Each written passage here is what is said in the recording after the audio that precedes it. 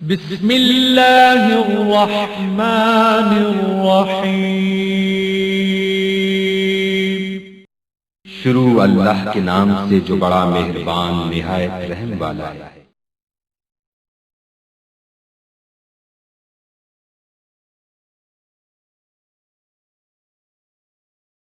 طلبی ابی القاسم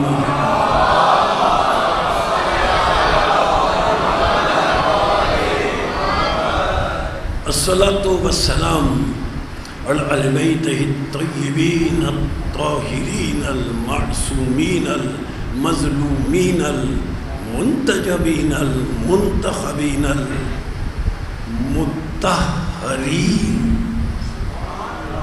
الذين أذهب الله عنهم الرجس وطهرهم تطهيرا۔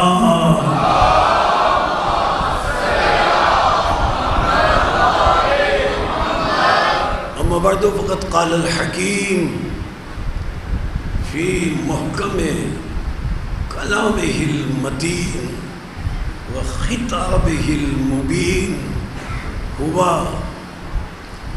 أصدق الصادقين وقوله الحق لأنه هو معلن الحق بالحق۔ بسم الله الرحمن الرحيم۔ شرع لكم من الدين ما وصى به نوحا والذي أوحينا إليك وما وصينا به إبراهيم وموسى وعيسى أن أقيموا الدين ولا تتفرقوا فيه كبر على المشركين ما تدعوهم إليه الله يجتبي إليه من يشاء ويهدي إليه من ينيب۔ صلوات۔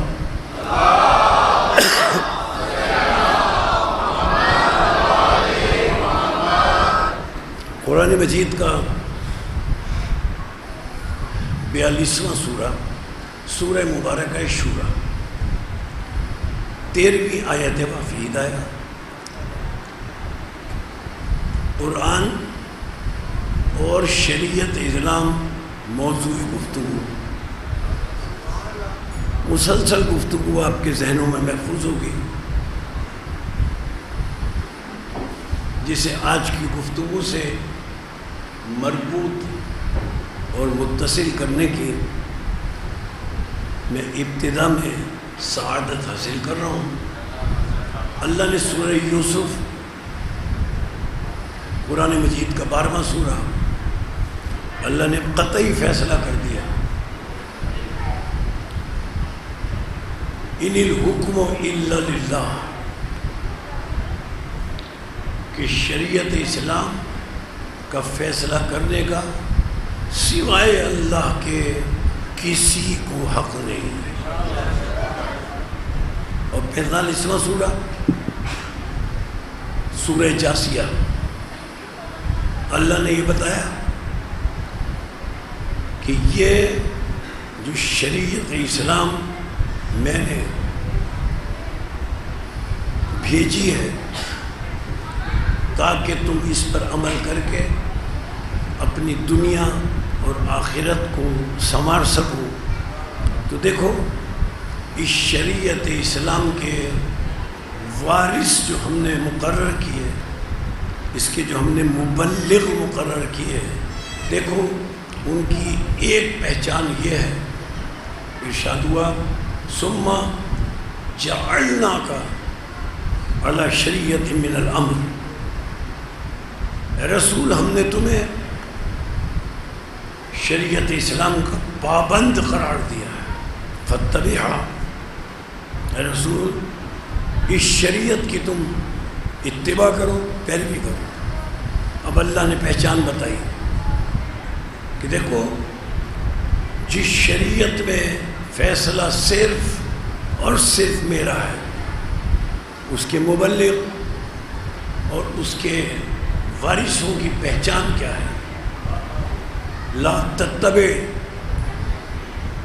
اہواء الذین لا یعلمون. دیکھو ان کی اتباع نہ کرنا جو جاہل ہیں. پہلی اور بنیادی پہچان شریعت اسلام کے مبلغین کی اور شریعت اسلام کے وارثین کی اللہ نے یہ بتائی کہ جو مبلغین اور جو وارثین ہیں وہ جاہل نہیں ہیں. جہاں جہالت ہوگی وہاں شریعت نہیں ہوگی، جہاں شریعت ہوگی وہاں جہالت نہیں ہوگی. مسلسل میں عرض کرتا رہا ہوں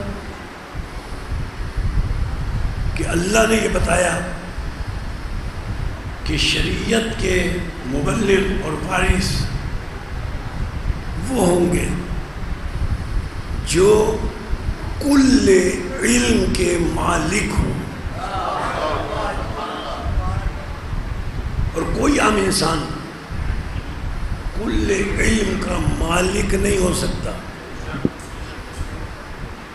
زیادہ سے زیادہ ایک شعبے میں تھوڑی سی مہارت حاصل کر لے گا، وہ بھی بڑا مشکل کام ہے.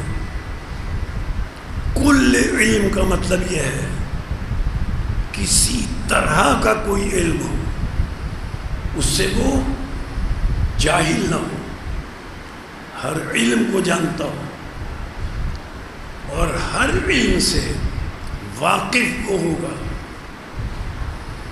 کل کی گفتگو، ہر علم سے واقف وہ ہوگا جو اول خلق ہوا ہو اور اس کے سامنے عالمین کی ہر شے خلق ہوئی ہو.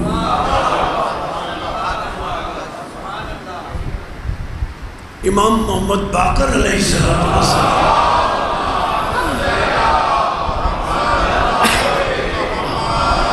ارشاد فرماتے ہیں ان اللہ خلق نور محمد اولا فمکثوا دہرا. امام ارشاد فرماتے ہیں اللہ نے ہم محمد و آل محمد کا نور اول خلق کیا. اور اول کی وضاحت کی اب ضرورت نہیں ہے، اتنی میں وضاحتیں اول کی ان مجالس میں کر چکا ہوں. امام نے کیا فرمایا؟ اللہ نے اول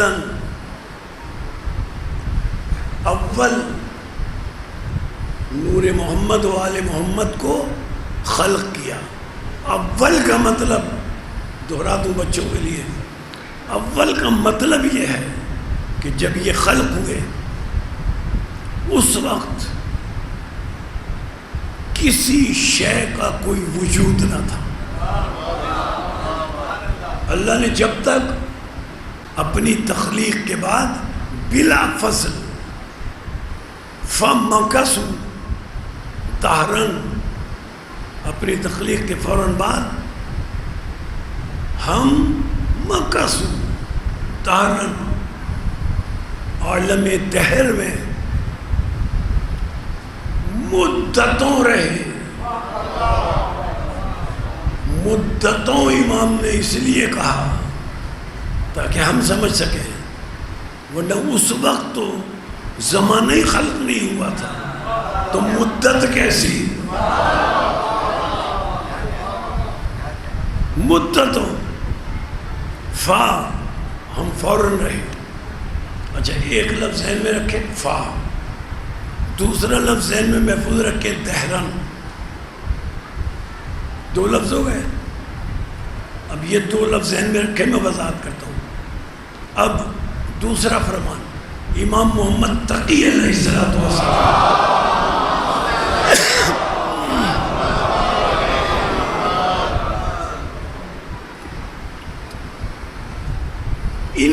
اعمال میں بھی ابتدا میں وہی لفظ ہیں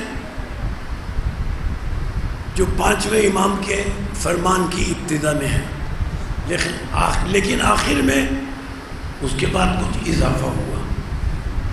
امام نے ارشاد فرمایا، وہی لفظ شروع میں 2 جملے تو وہی ہیں۔ امام نے فرمایا ان اللہ خلق نور محمد اولا، اللہ نے نور محمد کو اول خلق کیا، فمکثوا دہرا، پہلے 2 جملے یہی ہیں۔ بلا فصل اپنی تخلیق کے بعد ہم مدتوں عالم دہر میں رہے۔ اب تھوڑی سی وضاحت فرمائے امام نے، مدتوں ہم رہے عالم دہر میں۔ ایک دہر کا لفظ ذہن میں محفوظ رکھیں، ایک فا کا لفظ۔ اب ایک لفظ یہاں آ رہا ہے، امام نے ارشاد فرمایا مدتوں ہم عالم دہر میں رہے۔ اس کے بعد فرماتے ہیں ثم، پھر، ثم کے معنی پھر، بہت بعد میں، خلق اللہ جمیع الاشیاء، پھر بہت بعد میں اللہ نے تمام اشیاء کو خلق کیا، لوح کو خلق کیا، قلم کو خلق کیا، عرش کو خلق کیا، فرشتوں کو خلق کیا، جنات کو خلق کیا۔ یعنی ہم جب اولاً مدتوں ہم عالم دہر میں رہ چکے، اس وقت تک کچھ خلق نہیں ہوا تھا، لیکن ثم، اس کے بہت بعد میں، خلق اللہ جمیع الاشیاء، اللہ نے تمام اشیاء کو خلق کیا۔ اب بڑا اہم جز امام کے فرمان کا، اللہ نے تمام اشیاء کو بہت عرصے کے بعد خلق کیا۔ وفرض، اللہ جب تمام اشیاء کو خلق کر چکا، ففرض طاعتنا علیہم، اب جتنی اشیاء کو اللہ نے خلق کیا تھا ان تمام اشیاء پر ہماری اطاعت کو فرض کر دیا۔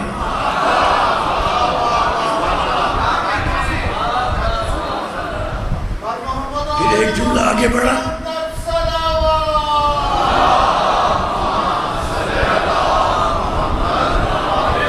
پھر امام کے فرمان کا ایک جز اور آگے بڑھا، وَأَشْهَدْنَا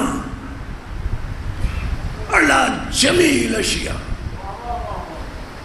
اور اللہ نے جب ان تمام اشیاء کو بہت عرصے بعد جب خلق کیا تو ان تمام اشیاء کی تخلیق کا ہم محمد و آل محمد کو عینی گواہ بنایا۔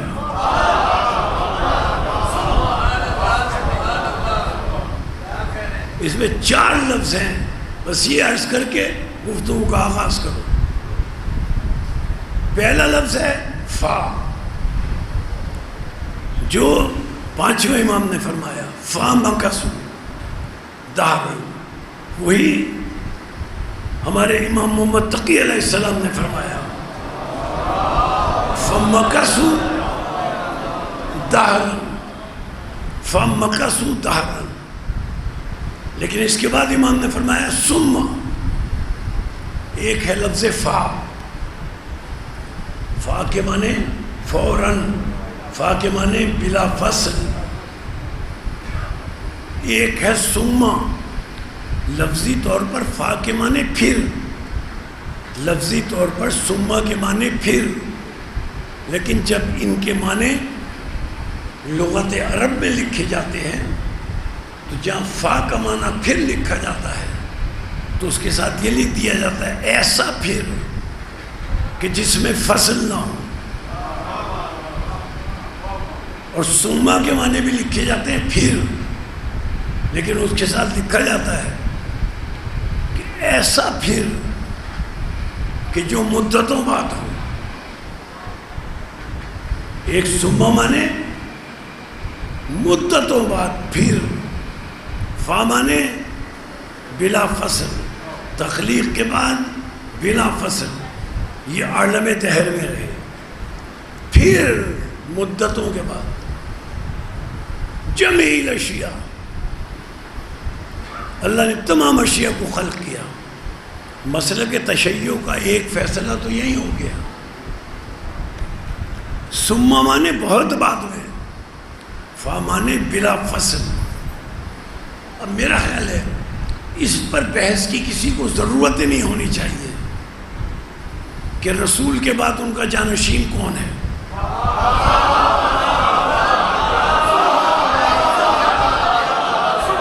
اب اس کے بعد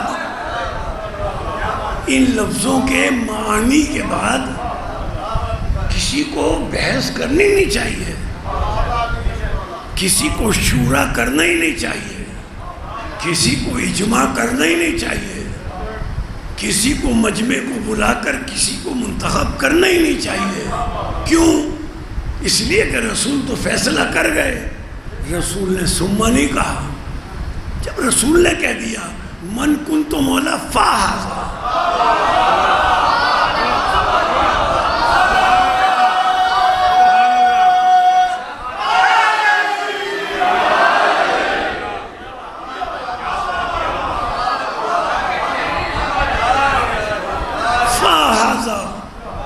جب کہہ دیا فاہذا تو اب اجماع کی ضرورت کیا ہے؟ اب منتخب کرنے کی ضرورت کیا ہے؟ رسول نے بتا دیا من کنت مولا فاہذا، جس کا میں مولا اس کا فا بلا فصل علی مولا.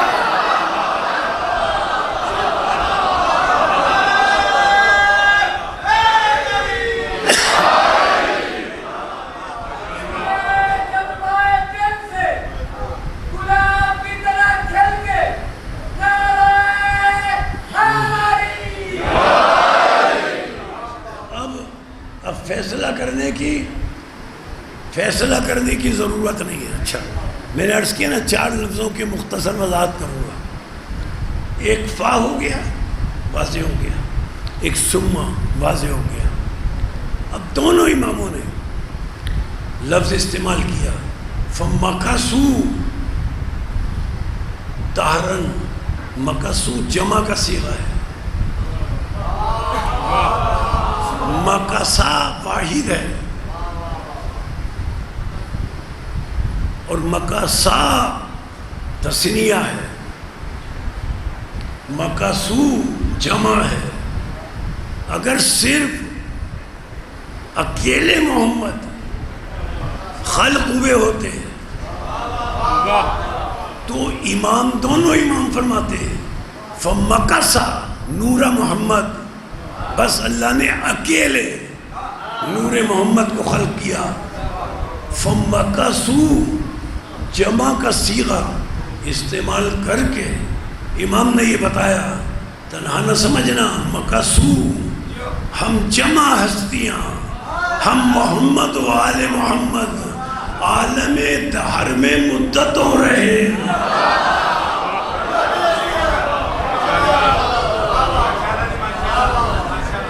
ہم جمع ہستیاں.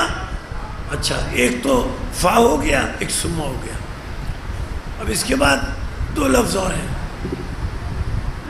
ایک لفظ دونوں اماموں نے استعمال کیا فَمَكَثُوا دَهْرًا.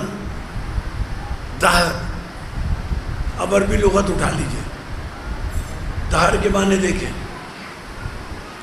آگے آپ کو اس کے معنی ملیں گے دہر کے زمانہ، اور جہاں دہر کے معنی زمانہ لکھا ہوگا اس کے آگے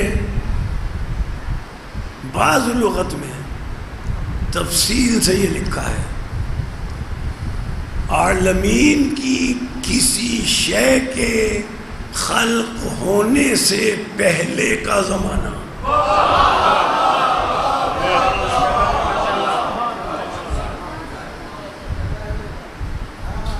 دوسرا لفظ ہے عصر.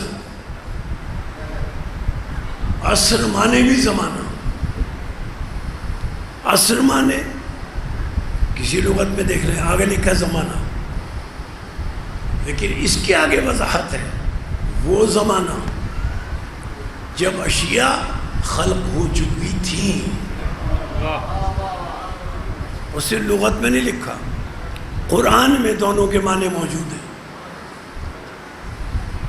عصر اور دہر معنی کیا موجود ہے؟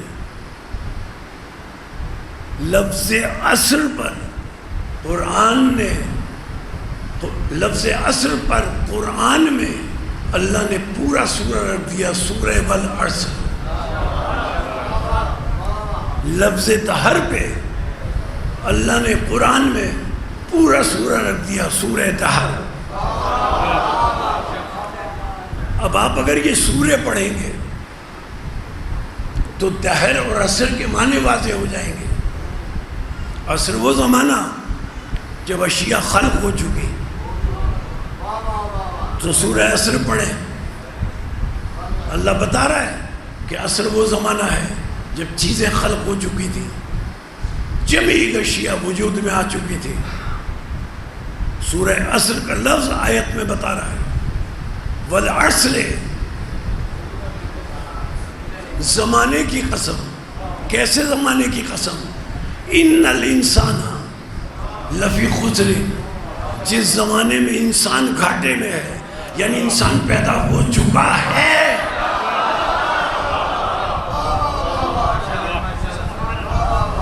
تو عصر کا لفظ استعمال کیا. اور سورہ دہر میں کیا فرمایا؟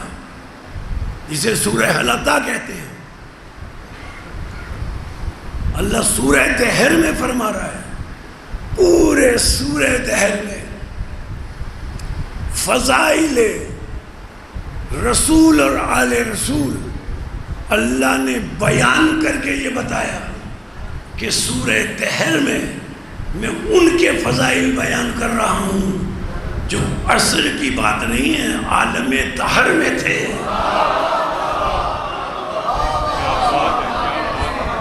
پورے فضائل سورہ دہر میں. وَيُطْعِمُونَ الطَّعَامَ عَلَى حُبِّهِ مِسْكِينًا وَيَتِيمًا وَأَسِيرًا.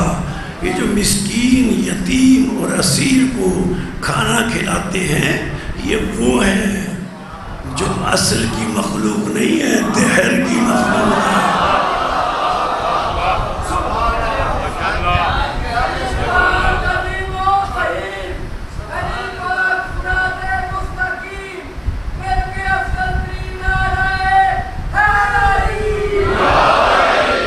بس اب عزیزان محترم، یہ چاروں لفظ واضح ہو گئے. اب ان لفظوں سے گفتگو کے نتیجے میں مجھے کام لینا ہے، اس لیے میں نے ان چاروں لفظوں کی وضاحت کی. اب سنیں، اب امام کا فرمان کیا ہے؟ ثم خلق اللہ جمیع الاشیاء. اللہ نے تمام اشیاء کو خلق کیا. ثم بہت بعد میں. اب ایک لفظ کی طرف یہاں توجہ. وَأَشْهَدْنَا عَلَى جَمِيعِ الْأَشْيَاءِ. اور جب اللہ نے ہر شے کو ہمارے بعد خلق کیا، بہت مدتوں کے بعد، تو ہمیں ہر شے کی تخلیق کا گواہ بنایا. ہم ہر شے کی تخلیق کا عینی گواہ ہیں. اب لائق توجہ جملہ ہے. ہمیں عینی گواہ بنانے کے بعد بڑا عجیب مرحلہ ہے فکر کا. ان اللہ فرض طاعتنا علی جمیع الاشیاء. جمیع الاشیاء کا ہمیں عینی گواہ بنایا. اب جمیع الاشیاء میں ملائکہ بھی ہیں، آسمان بھی ہے، زمین بھی ہے. کچھ نہیں تھا پہلے، یہ سب جمیع اشیاء بعد میں خلق ہوئی.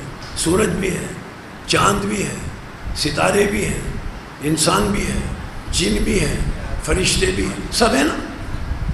میں بچوں کے لیے واضح کر رہا ہوں تاکہ بات سمجھ سکے بچے اور جوان. لیکن امام نے فرمایا کیا ہے؟ بڑا عجیب مرحلہ ہے گفتگو کا. امام نے فرمایا اللہ نے جمیل اشیاء، یعنی کچھ نہیں تھا اول سے پہلے، سب بعد میں خلق ہوئی. امام فرماتے ہیں اللہ نے تمام اشیاء پر ہماری اطاعت کو فرض کیا.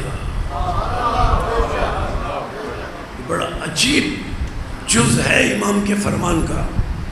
اللہ نے تمام اشیاء پر، راضی وضاحت کر دوں نا تو بات سمجھ میں آ جائے گی. جتنی اشیاء ہیں اللہ نے تمام اشیاء پر ہم محمد و آل محمد کی اطاعت کو فرض کیا. ہم جو حکم دیں گے عالمین کی جمیل اشیاء میں سے کوئی کسی شے میں یہ جرأت نہیں ہے کہ ہماری اطاعت نہ کرے. جمیل اشیاء پر اب جملے کہہ رہا ہوں، سماعتوں کے لیے پیش کر رہا ہوں جملے. جمیل اشیاء پر ان ہستیوں کی اطاعت فرض ہے. لوگ کیا کہتے ہیں کہ یہ رسول کا معجزہ ہے کہ رسول نے چاند کے 2 ٹکڑے کیے. یہ معجزہ نہیں ہے، چاند پر رسول کی اطاعت فرض ہے.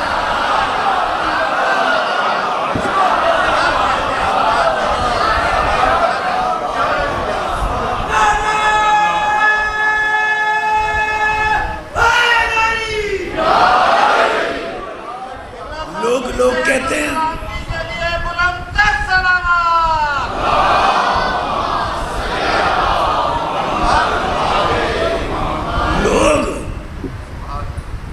عوام الناس غلط فہمی میں ہے کہ یہ جناب سیدہ کا معجزہ ہے کہ ستارے ان کے گھر پر اترا ہے. معجزہ نہیں ہے، ستاروں پر سیدہ کی اطاعت فرض ہے.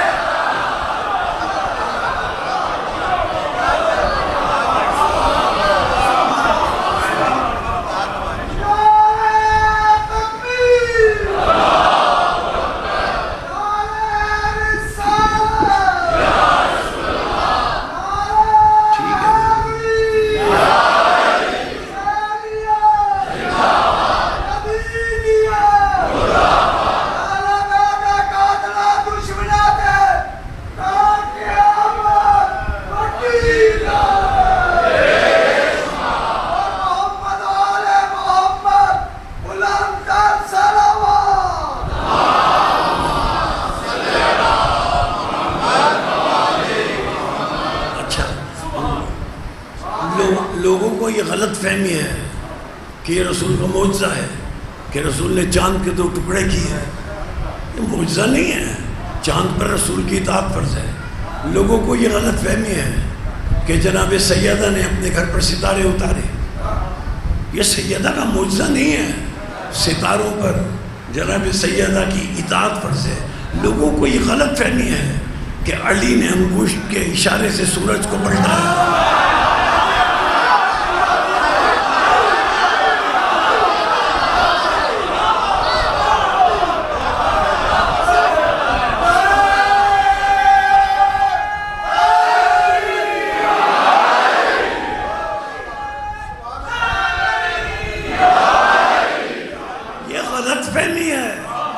انگشت کا اشارہ کر کے سورج کو پلٹایا. اشارہ کرنے کی ضرورت نہیں تھی، انگلی کے اشارے سے سورج کو پلٹنے کا حکم دیا. سورج پر علی کی اطاعت فرض تھی.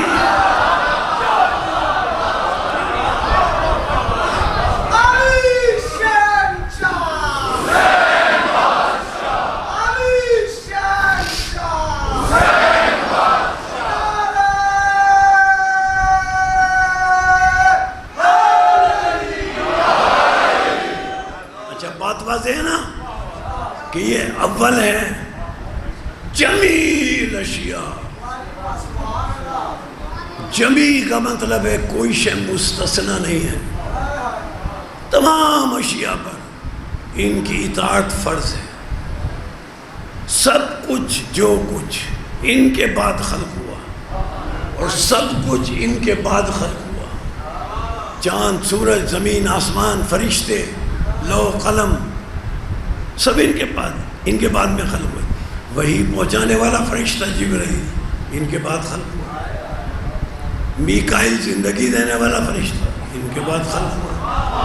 اسرائیل ملک الموت ان کے بعد خلق ہوا. اسرافیل سور پھونکنے والا ان کے بعد خلق ہوا. جب موت اور حیات کے فرشتے بعد میں خلق ہوئے تو ان کی وہ موت و حیات کیسے ہو سکتی ہے جو ہماری ہے؟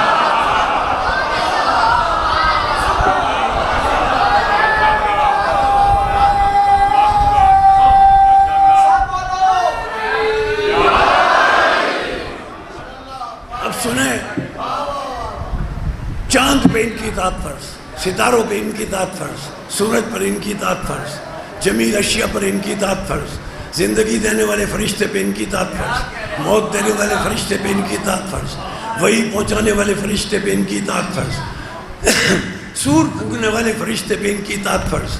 اب مدینۃ المواجز جو ہمارے مسلک کی کتاب ہے اس میں سے ایک بات عرض کر رہا ہوں. مدینۃ المواجز میں لکھا ہے کہ حضرت علی علیہ السلام کے ساتھ قمبر ہیں قبرستان میں. حضرت علی ایک قبر کے پاس آئے، خانہ کعبہ کی طرف حضرت علی نے رخ کیا، 2 رکعت خانہ کعبہ کی طرف رخ کر کے اس قبر کے پاس کھڑے ہو کر نماز علی نے پڑھی. اب نماز جب علی نے پڑھی، نماز پڑھ کر اشارہ کیا قبر کی طرف، قوم بِإِذْنِ اللہ، اللہ کے حکم سے زندہ ہو جا. ایک شخص زندہ ہو کر باہر آیا. لوگ کہتے ہیں معجزہ ہے، معجزہ نہیں ہے. جیسے ہی علی نے کہا زندہ ہو جا، زندگی دینے والے فرشتے پہ علی کی اطاعت فرض تھی.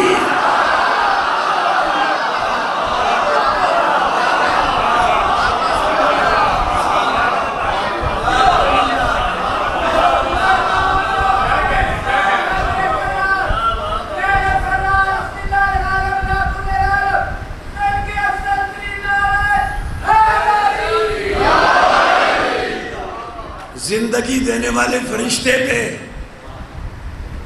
فرض تھا کہ علی اگر میت کو، مردہ کو اگر زندہ کہہ دیں تو زندگی دینے والے فرشتے پہ فرض ہے علی کی اطاعت.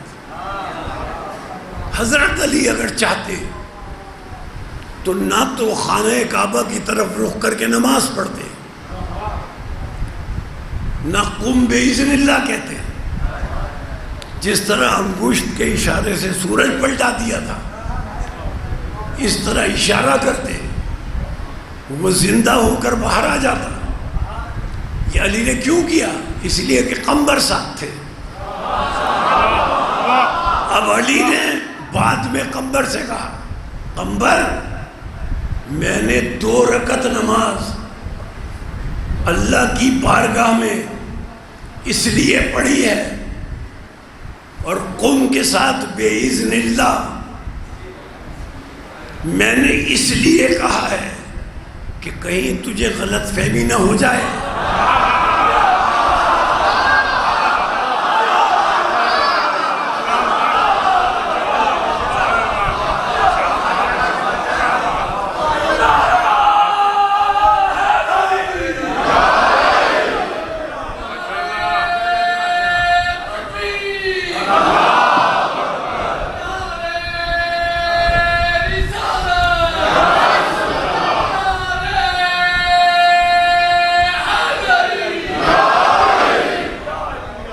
عزیزان محترم، قمبر سے کہتے ہیں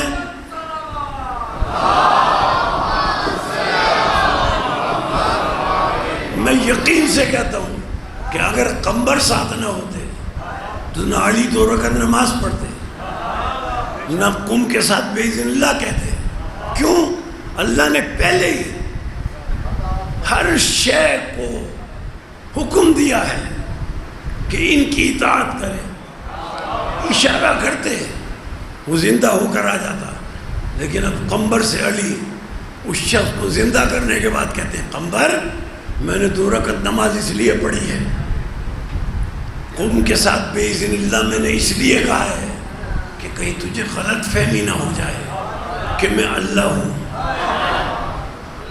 میں نے اے قمبر اللہ کی بارگاہ میں 2 رکعت نماز پڑھ کے سجدے میں اپنا سر رکھ کر اے قمبر میں نے یہ بتایا ہے کہ میں اللہ نہیں ہوں، اللہ وہ ہے جسے علی سجدہ کر رہا ہے.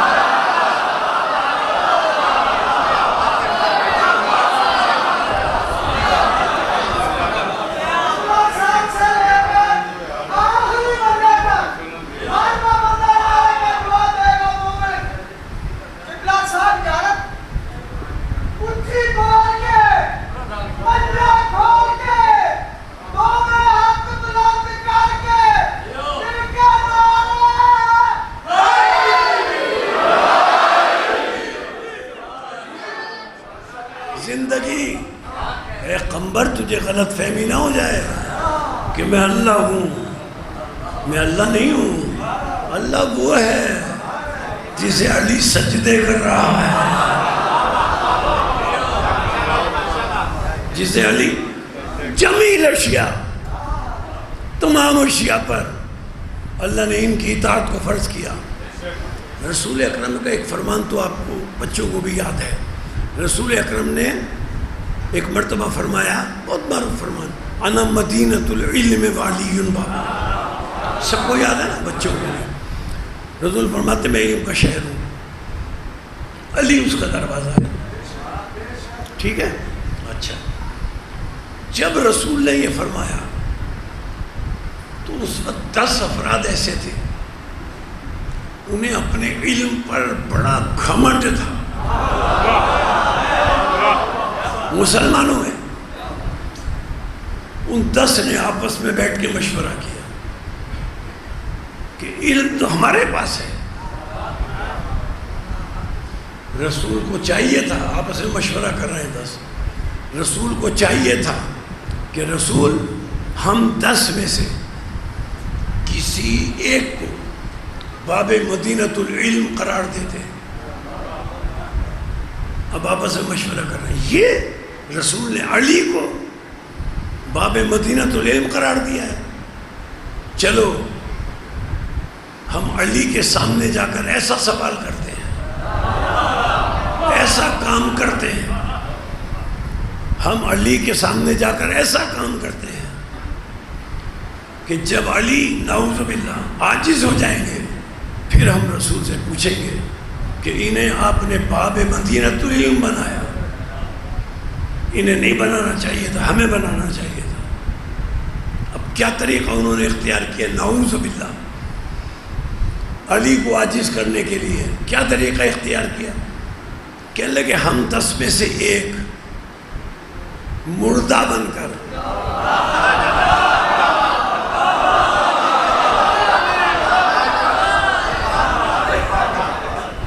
تابوت میں لیٹ جاتا ہے، ہم 9 اس زندہ شخص کو اپنے 10 میں سے علی کے پاس لے کے چلتے ہیں اور علی سے کہیں گے کہ یہ مردہ ہے، اس کی نماز جنازہ پڑھائیں. علی پڑھا دیں گے. جب علی پڑھائیں گے تو پھر ہم رسول سے جا کر کہیں گے یا علی یہ باب مدینۃ العلم ہے، انہیں اتنا پتہ نہیں کہ زندہ کی نماز پڑھا رہے یا مردہ کی. اب یہ 9 افراد آئے جنازے کی صورت میں، زندہ شخص کو لے کر آئے، وہ زندہ شخص لیٹا ہوا ہے. ان 9 نے اشارے معین کر لیے بات کرنے کے کہ جب ہم یہ کہیں تو تم اٹھ جانا. پھر ہم 10 کے 10 مل کے رسول کے پاس چلیں گے کہ آپ نے علی کو باب مدینۃ العلم بنایا ہے. جب وہ فلاں فلاں اشارے کریں، نماز جنازہ جب علی پڑھا دیں اور ہم فلاں فلاں اشارے کریں تم اٹھ جانا. اب سنیں، اس زندہ شخص کو جنازے کی صورت میں جب لے کر علی کے پاس یہ 9 افراد آئے، اب جملہ سماعت فرمایا، اور اگر کا مولا نماز جنازہ پڑھا دیں، تو پہلا جواب علی کا یہ تھا، کیا کہنے لگے؟ نماز جنازہ پڑھا دیں، تو پہلا جواب علی کا یہ تھا، کیا واقعی پڑھا دوں؟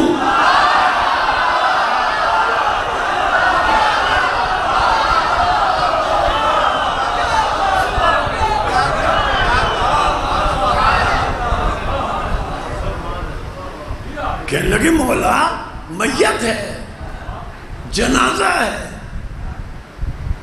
تو آپ فرما رہے ہیں واقعی پڑھا دوں؟ علی نے تبسم فرمایا، جو زندہ شخص لیٹا ہوا تھا، مردہ بنا ہوا، علی اس کے تابوت کے قریب آئے، اب علی نے نیت کی اس میت پر نماز جنازہ پڑھتا ہوں، واجب قربتاً اللہ۔ یہ بھی علی کا معجزہ نہیں ہے، علی کا معجزہ نہیں ہے، یہ بھی علی کا معجزہ نہیں ہے۔ جیسے ہی علی نے زندہ کو مردہ کہا، ملک الموت اطاعت میں تھا، آگے بڑھا۔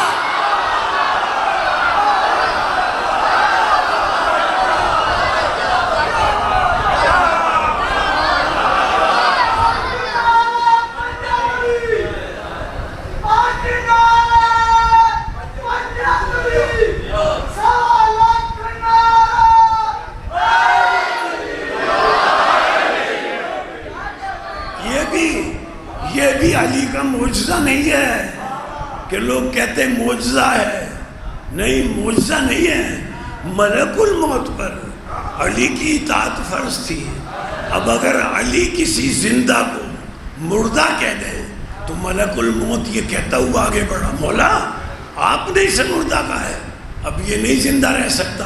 اب وہ اشارے کر رہے ہیں، نماز جنازہ کے بعد اشارے ہو رہے ہیں۔ جب وہ اشارے کر رہے تھے تو علی نے تبسم فرما کر، جملہ سمجھ فرمائیے گا، علی نے تبسم فرما کر ارشاد فرمایا، اب یہ یہاں کیا، اب یہ یہاں کیا، آخرت میں بھی نہیں اٹھے گا۔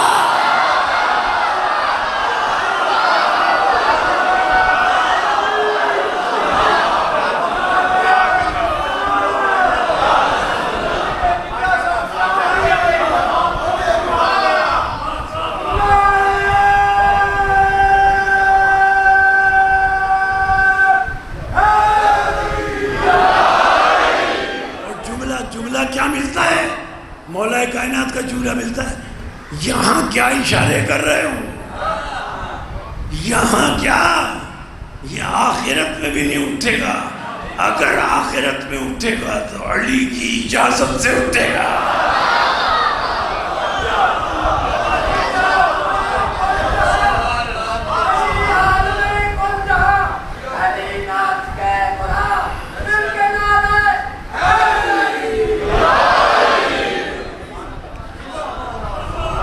اچھا دیکھیں، میں نے شروع میں کیا عرض کیا، 4 لفظ ہیں، ایک فا، ایک سما، ایک دہر، ایک عرصہ، بس گفتگو کا نتیجہ آج کی۔ یہ جو دہر ہے نا، دہر یا دہر، یہ اس وقت کی بات ہے، میں نے عرض کیا جب کچھ نہ تھا، بس وہ تھا یا یہ تھے، ٹھیک ہے نا۔ اب میں 2 آیتیں پڑھ کر جو کچھ میں نے عرض کیا ہے اس کی دلیل نتیجے میں پیش کر رہا ہوں۔ دیکھیے آیتیں پڑھنے سے پہلے یہ بات واضح کرنی پڑے گی، ایک ہے دہر، ایک ہے عصر۔ دہر اس وقت کی بات ہے جب وقت نہ تھا، آسان لفظوں میں دہر اس وقت کی بات ہے جب وقت نہ تھا، عصر وہ زمانہ جب وقت تھا۔ اگر وہ زمانہ ہو جب وقت تھا تو اس کے لیے جب کوئی عربی صیغہ استعمال کیا جائے گا، جب وہ زمانہ جو عصر تھا، جب سب کچھ خلق ہو چکا تھا، زمانہ موجود ہے نا، خلق ہو چکا ہے، سورج چاند ستارے دن رات سال مہینے سب ہے نا. اچھا تو اسے کہتے ہیں عصر. عصر کے لیے اگر کوئی اسم فاعل استعمال کیا جائے گا تو اس اسم فاعل کا تعلق زمانے سے ہوگا. اس لیے کہ اسم فاعل وہ ہوتا ہے جس کا تعلق فعل سے ہو. فعل کہتے ہیں زمانے کو، چاہے ماضی کے زمانے سے ہو، چاہے حال کے زمانے سے ہو، چاہے مستقبل کے زمانے سے ہو. جب زمانہ خلق ہو چکا ہو، مثال دے دوں،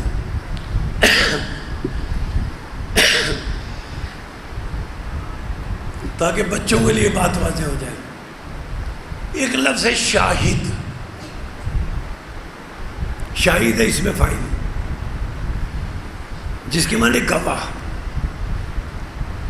اگر کسی کو شاہد کہا جائے تو اس کے معنی یہ ہے کہ جب زمانہ خلق ہو چکا، عصر کا زمانہ، ماضی حال مستقبل کا زمانہ، یہ شاہد اس زمانے میں گواہ.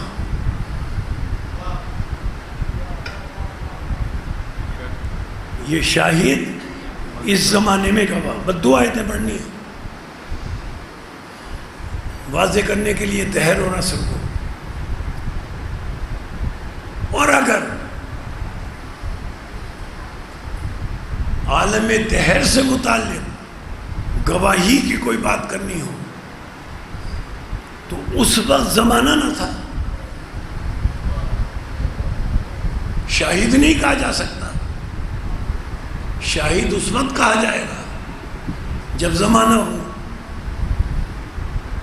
عالم دہر میں اگر کوئی گواہی کی بات کرنی ہو تو شاہد نہیں کہا جا سکتا.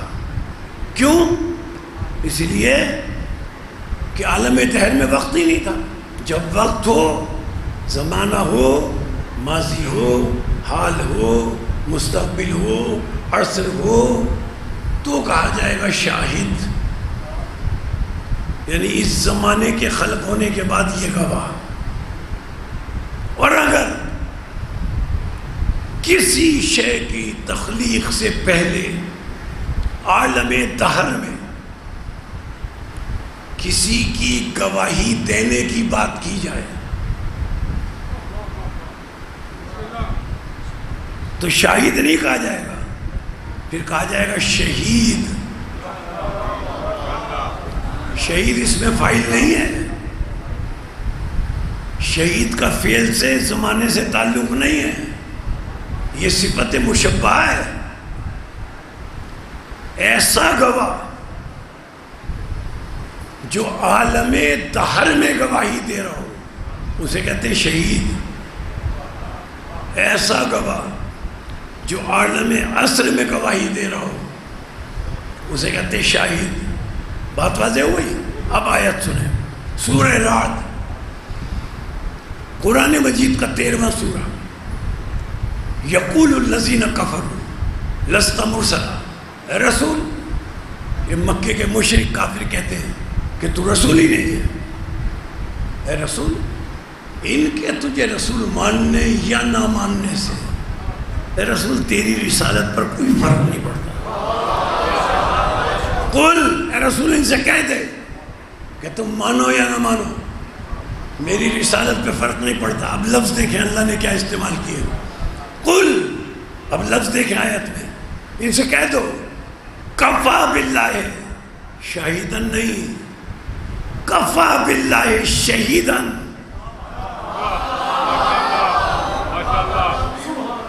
بینی و بینکم، یہ مانے نہ مانے تجھے رسول، ان سے کہہ دو کہ تمہاری گواہی کی ضرورت نہیں ہے، میری رسالت کی گواہی کے لیے 2 کافی ہیں. کفا باللہ شہیدن بینی و بینکم، اور ایک گواہ اللہ ہے جو شاہد نہیں شہید ہے. یعنی اس وقت گواہی دے رہا ہے جب وقت نہ تھا. گواہ، اب دوسرے گواہ کی بات، یا اللہ جو دوسرے گواہ کی بات کر رہا ہے اس کے لیے شاہد کہہ دے؟ نہیں، عطف کا واو درمیان میں رکھا اور دوسرے گواہ کے عطف کے واو کو راجع کیا، لوٹایا لفظ شہید کی طرف، یعنی اس واو عطف کے معنی یہ شاہد نہیں، اس واو عطف کے معنی بھی اگلا گواہ جو ہے وہ بھی شہید ہے۔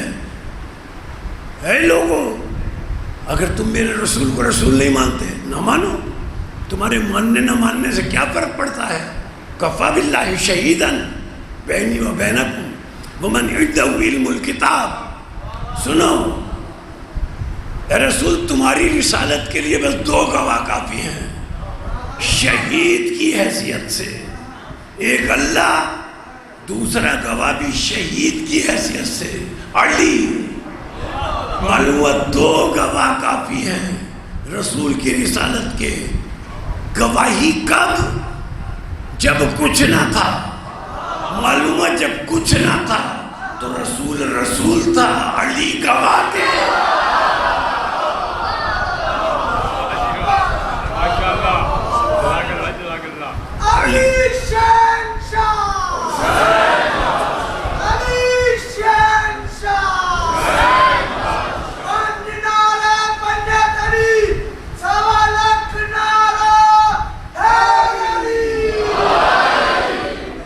اچھا، میں نے کہا نا دو آیتیں پیش کر دوں تاکہ دہر اور عصر واضح ہو جائے۔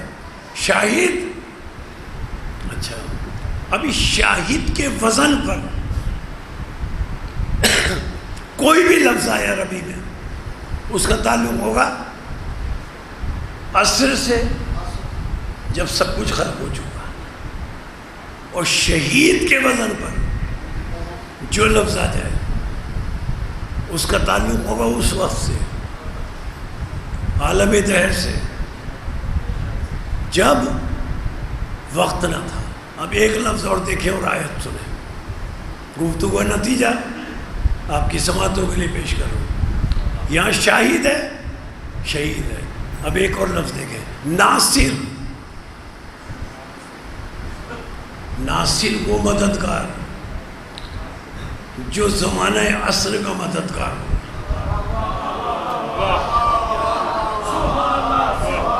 جب زمانہ خلق ہو چکا ہو تب سے وہ مدد شروع کرے، اسے کہتے ہیں ناصر۔ نصیر شہید کے وزن پر وہ مددگار جو عالم دہر سے مدد کر رہا ہو، اس زمانے سے مدد کر رہا ہو، اسے کہتے ہیں نصیر۔ اب آیت پڑھیں سورہ بنی اسرائیل۔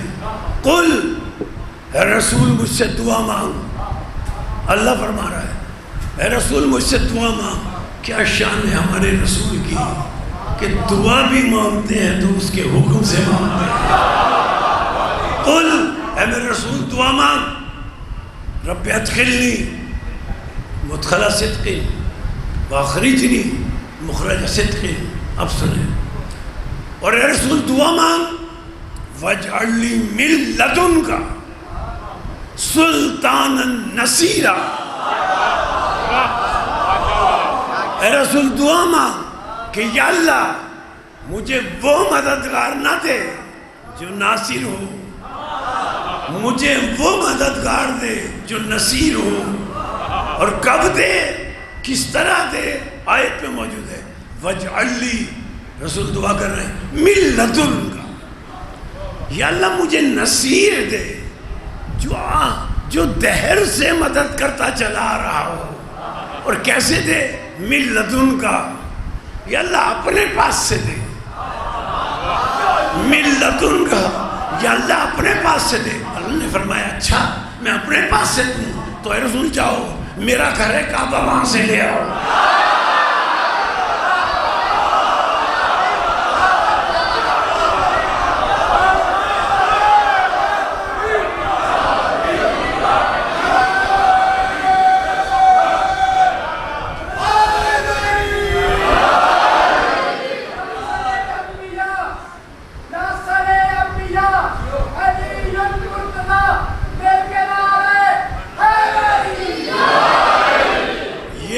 نصیر ہیں. علی تو ایک کردار کا نام ہے. یہ پورا نور رسالت کا نصیر ہے عالم دہر سے قیامت تک. ہاں ان کی نصرت کے طریقے بدل جاتے ہیں. امام حسین نے نصرت کی، اس طرح کے چھوٹے چھوٹے بچے ذبح ہو گئے.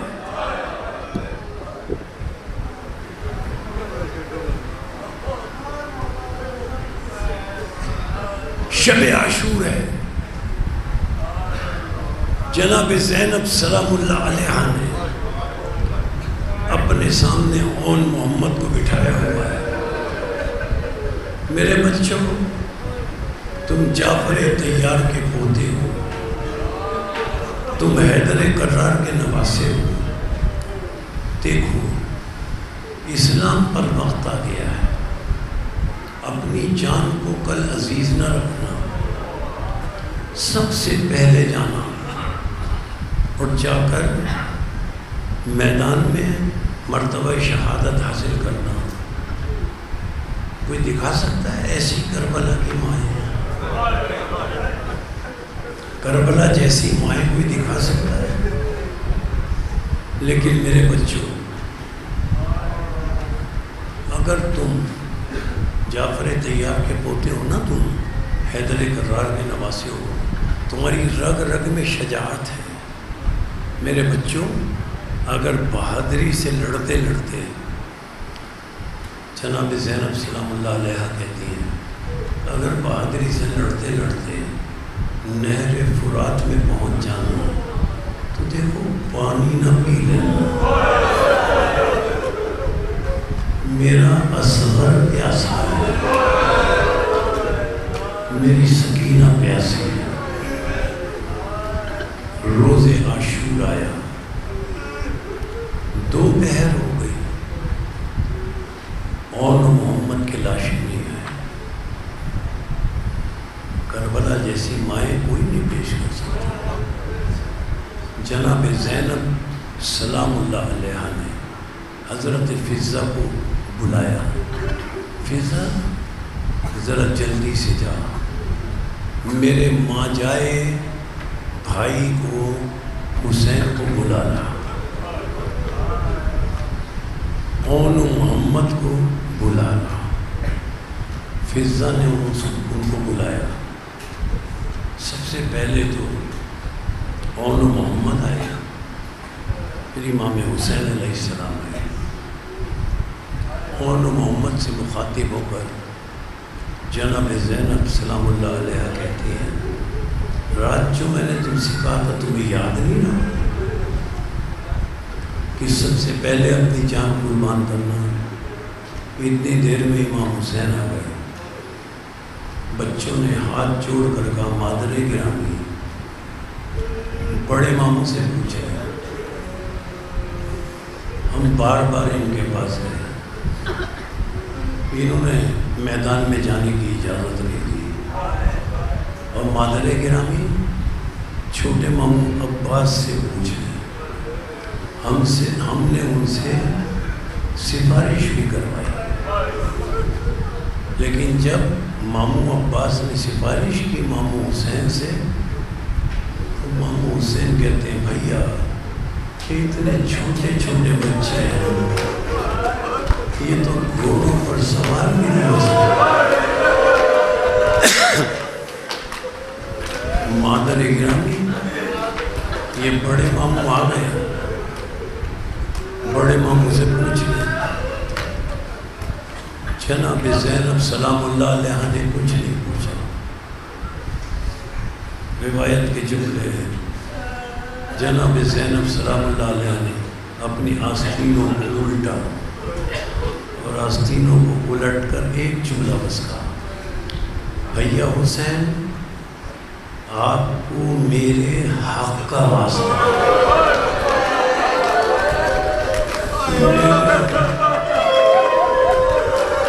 آپ کو میرے حق کا واسطہ، میرے بچوں کو میدان میں جانے کی اجازت ہے. اب حسین مجبور ہو گئے. دونوں بچوں کو امام حسین اور حضرت عباس لے کر چلے گئے۔ جملہ عرض کروں روایت کا، جب لے کر امام حسین چل رہے تھے تاکہ گھوڑوں پر بٹھائیں، خود تو بیٹھ نہیں سکتے تھے، بچے اتنے چھوٹے تھے، تو امام حسین علیہ السلام نے ایک نظر آسمان کی طرف ڈالی، آسمان کی طرف نظر ڈال کے کہا یا اللہ گواہ رہنا، یا اللہ گواہ رہنا، اب میری بہن کا گھر بھی اجڑ رہا ہے، اب میری بہن کا گھر بھی اجڑ رہا ہے۔ زیادہ تفصیلات نہیں، دونوں بچوں کو حضرت عباس علیہ السلام اور امام حسین علیہ السلام نے دونوں بچوں کو گود میں اٹھا کر، اتنے چھوٹے بچے تھے، گود میں اٹھا کر گھوڑوں پہ سوار کیا۔ ایک نے دائیں طرف حملہ کیا، ایک نے بائیں طرف حملہ کیا۔ جعفر طیار کے پوتے تھے، حیدر کرار کے نوارے تھے، ان کی تو رگ رگ میں شجاعت تھی۔ دشمن ان بچوں کو دیکھ کر بھاگ رہا ہے، کسی میں ہمت نہیں ہے بچوں کے سامنے آ جائے۔ اب بچے دونوں گئے، نہر فرات میں پہنچ گئے۔ جب نہر فرات میں پہنچے تو چھوٹے بھائی نے پانی پر نظر ڈالی۔ جب اس نے پانی پہ نظر ڈالی، فوراً بڑا بھائی بولا بھیا اماں نے رات کہا تھا کہ میرا اصغر اور سکینہ کیسا ہے۔ بھیا اب بڑا بھائی چھوٹے کو سمجھا رہا ہے، بھیا پانی نہ پینا۔ اب چھوٹے بھائی کا جملہ سنیں۔ چھوٹا بھائی کہتا ہے بھائی میں پینے کی نظر سے پانی کو نہیں دیکھ رہا ہوں، میں تو یہ سوچ کر پانی کو دیکھ رہا تھا کہ کاش بہن سکینہ کا مشکل ہے، کاش بہن سکینہ کا مشکل ہے۔ ظالموں نے جب دیکھا کہ بچے فرات پر قبضہ کر چکے، چاروں طرف سے گھیر لیا، اب بچے گھوڑے سے گرنے لگے۔ آواز دی ماموں جان ہماری مدد کریں۔ ایک طرف سے عباس چلے، دوسری طرف سے حسین علیہ السلام چلے۔ بچوں کے لاشوں کو اٹھایا، لے کر خیمہ زینب کی طرف چلے۔ جناب فضا خیمے کے دروازے پر کھڑی تھی۔ جب دو لاشوں کو لاتے ہوئے دیکھا تو یہ کہتی ہوئی اندر گئی آقا ذاتی زینب تیرے بچوں کی بارات آ رہی ہے، آقا ذاتی زینب تیرے بچوں کی بارات آ رہی ہے۔ دیکھا جناب زینب سلام اللہ علیہا فضا نے دیکھا اللہ کے سجدے میں گری ہوئی ہے اور اللہ کی بارگاہ میں کہہ رہی ہے یا اللہ تیرا شکر ہے، یا اللہ تیرا شکر ہے۔ دونوں لاشیں آئے، جناب زینب نے دائیں ہاتھ اون کے سینے پر رکھا، بائیں ہاتھ محمد کے سینے پہ رکھا اور رکھ کر کہا میرے بچوں تم نے مجھے ماں زہرا کے سامنے سرخرو کر دیا، تم نے مجھے ماں زہرا کے سامنے سرخرو کر دیا۔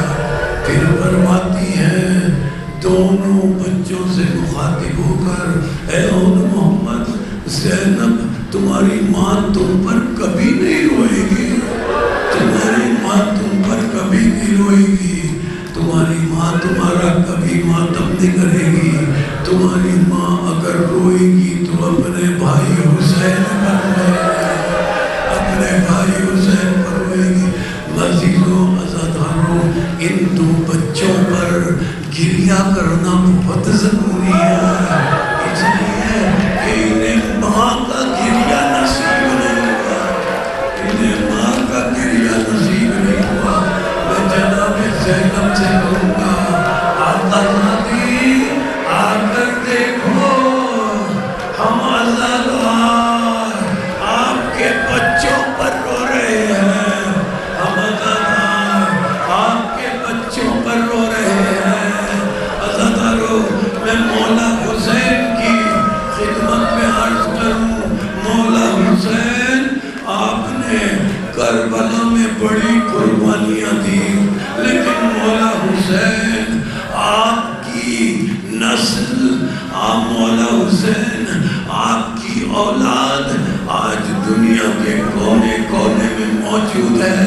میرے مولا آپ کی اولاد دنیا کے ہر کونے میں موجود ہے، لیکن ہمارا سلام جناب زینب پر، اپنی پوری نسل کو اسلام پر قربان کر دیا، اپنی پوری نسل کو۔ آخری جملے آج کی گفتگو کے آخری جملے، عزیزو، جب انہیں رہائی ملی تھی نا، جب قید سے رہائی ملی تھی تو ایک مجلس پڑی تھی، جناب زینب سلام اللہ علیہ نے، وہ ذاکرہ تھی اور ساری بیویاں، اس مجلس کی شان یہ تھی کہ ساری بیویوں کے پاس سر واپس آ چکے تھے، ہر بیوی کی گود میں ایک سر تھا اور جناب زینب ذاکرہ تھی۔ اس مجلس میں کتنا گریہ ہوا ہوگا جس میں ہر بیوی کی گود میں ایک سر تھا اور ذاکرہ جناب زینب تھی۔ بلند آواز سے بیویاں رو رہی تھی۔ شام کی عورتیں پرسہ دینے کے لیے آئیں، شام کی عورتوں نے دیکھا ہر بیوی کی گود میں ایک سر ہے۔ سنیں گے آخری جملے آج کے، ہر بیوی کی گود میں ایک سر ہے، لیکن شام کی عورتوں نے دیکھا دو چھوٹے چھوٹے سر